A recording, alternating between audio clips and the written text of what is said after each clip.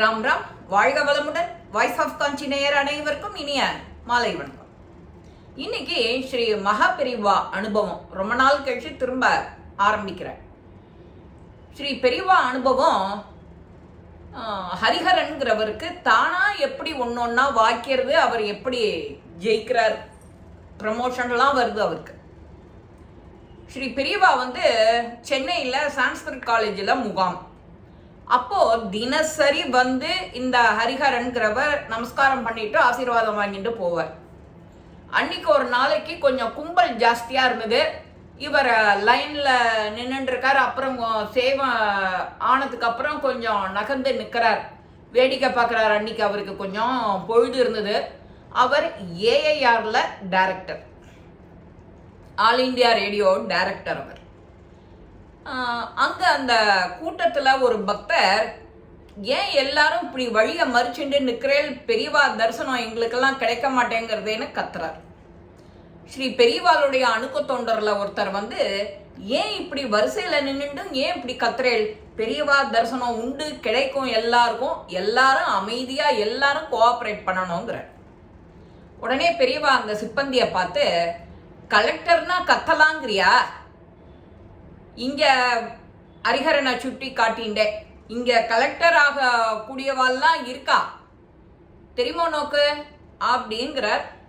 இவர் பெரியவா தப்பா தெரிஞ்சுட்டா போல இருக்கு, நாம வெறும் சாதாரண ஆல் இண்டியா ரேடியோல வேலை பார்க்கிறவர் தானே, பெரியவா மாத்தி சொல்றாரு அப்படின்னு இவர் சொல்றாரு. பெரியவா கிட்ட சொல்ற மாதிரி சொல்றாரு அந்த சிப்பந்தி கிட்ட. பெரியவா சிரிச்சுட்டே தலையை ஆற்றார்.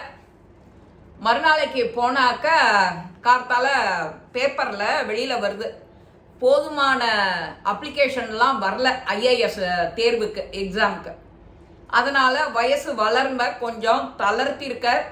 இவரோட ஆசைய ஸ்ரீ பெரியவா எப்படி தெரிஞ்சுண்டா, அதுதான் தெய்வ சங்கல்பங்கிறது. தெய்வம் சங்கல்பம், அவர் அனுகிரகம் பண்ணணும்னு நினைச்சுட்டார். ஹரிஹரனுக்கு பரிபூர்ணமா அனுகிரகம் கிடைக்க போறது அப்படின்னு நினைச்சுட்டார். அவர் வாயிலால நமக்கெல்லாம் என்ன சொல்ல வராருங்கிறது பெரியவா தீர்மானிச்சுட்டான்.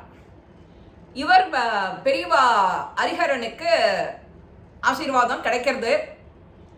இவர் இதைத்தான் மீன் பண்ணி சொல்லியிருக்காருன்ட்டு இவருக்கு மனசுல சின்ன வயசுலேருந்தே ஐஏஎஸ் ஆகணுங்கிறது கனவு.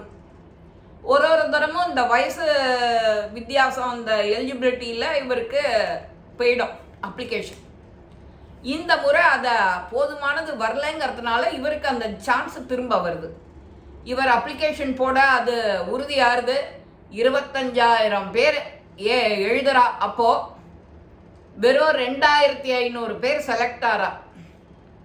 பெரியவா அப்பவே தீர்க்கதரிசியோட ஞான திருஷ்டி, இவர் ஐஏஎஸ் ஆறார் அப்படின்னு. அப்புறம் இந்த இன்னொரு ப்ரிலிமினரி ரிட்டன் டெஸ்ட்ல இவர் தேர்வாயாச்சு. அப்புறம் ஓரல் இன்டர்வியூ, பர்சனல் இன்டர்வியூவில் 1000 பேர் தான், 2,500ல் 1000 பேர் தான் தேர்வாரா. அந்த தேர்வார சமயத்தில் பெரியவாளை தரிசனம் பண்ண வரா. உனக்கு கூட பீகாரில் போஸ்டிங் கிடைக்குமே அப்படின்னு பெரியவா சொல்றார். ஆஃபீஸ்க்கு போறார், பீகார்னு வருது.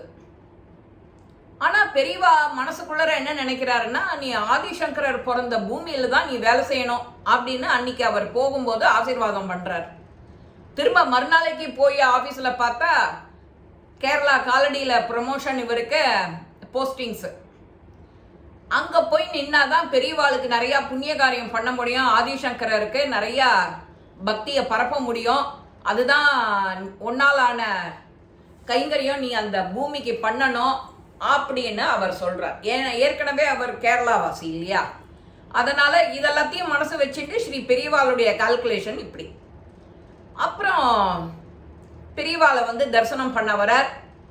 தரிசனம் பண்ண வந்த உடனே, நீ இப்போ அடுத்தது இன்னும் நன்னா பக்திய மேற்கொண்டு எல்லா இடத்துக்கும் பரப்பணும், நம்ம தெய்வ நம்பிக்கையை எல்லார்கிட்டையும் பரப்பணும் அப்படின்னு வாங்கிக்கிறார். ஒரு விலை உசந்த ஒரு சால்வை கொண்டு பெரியவா கையால் இவருக்கு போர்த்துறார். அதுக்கு நடுப்புற ஒரு தடவை மதுரைக்கு பெரியவா கேம்ப் போட்டிருக்கும் போது அப்பவும் இவர் போய் தரிசனம் பண்றார். அப்போ அவர் coffee board chairman. Coffee board, ஏலக்காய் போர்டு, டீ போர்டு அப்படின்னா அப்போ ரெவென்யூக்கு எப்போ நீ அதிபதியாவ அப்படின்னு வாய் திறந்தது தான் தாமசம் ரெவென்யூ போர்டுக்கு உத்தரவாயிடுது, ப்ரமோஷன் ஆயிடுது. இவர் ஏலக்காய் மாலைன்னா ஏலக்காய் மாலை கட்டி கொண்டு வந்து போடுறதெல்லாம் வழக்கம் குருமார்களுக்கு. ஏலக்காய் மாலை எடுத்துன்னு வந்து சாத்ரா பெரியவாளுக்கு இவர்.